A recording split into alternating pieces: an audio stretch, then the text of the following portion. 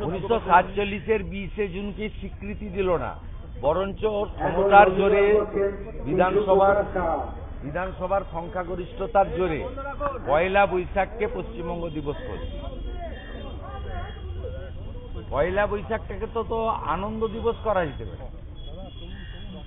বাঙালি হিসেবে পয়লা বৈশাখকে যদি আমরা আনন্দ দিবস করে 47-এর যে ইতিহাস নথি তাকে স্বীকার করলে ক্ষতিকার। মমতা বন্দ্যোপাধ্যায় বা তার ভাইপো ভাবছেন চিরদিন থাকবেন, এটা যোগেন মন্ডলও ভেবেছিলেন। উনি ভাবতে থাকুন, এখন আমরা 65, ওরা 35, যেদিন ওরা 50 পেরিয়ে যাবে সেদিন দেখবেন যোগেন মন্ডলের মতো অবস্থা মমতা ব্যানার্জি তার ভাইপো। একটা বিষয়, হ্যাঁ, 70% হিন্দু এক হলে তো তাই হবে। 54% হিন্দু বিজেপিকে ভোট দেয়, 70% হিন্দু ভোট দিলেই সরকার হবে। এই যে 2 রাউন্ডের পরে যা পেয়েছি, তো মুসলিম এলাকা গণনা হচ্ছে, তার মধ্যে যে কটা হিন্দু বুথ বেরিয়েছে কালীগঞ্জে 80% ভোট ভারতীয় জনতা পার্টিকে দিয়েছে। যে কটা বুথ পেয়েছে, আমরা তো ওখানে জিতবো না, ওরা জিতবে।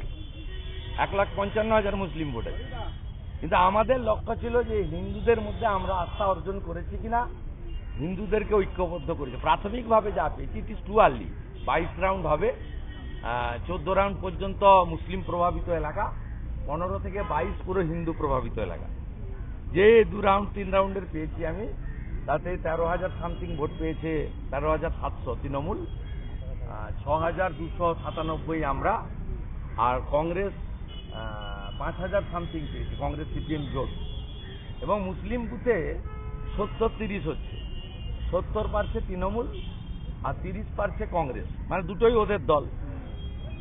অসুবিধা নেই, তারা ঠিক ভালো করেই করছে। আর আমি খুব আশাবাদী ইনিশিয়ালি, এখনো কিন্তু বলার সময় আসেনি, 4টের পরে বলা যাবে। তা আমরা হিন্দু বুথগুলো যে কটা বেরিয়েছে, মীরা 1, মীরা 2, পলাশী এলাকায়, সেখানে হিন্দুদের যে একত্রিতকরণ, সংগঠিত হওয়া, যে প্রচার আমরা করছি, সেই প্রচারে কাজ হচ্ছে বলে আমার মনে হচ্ছে।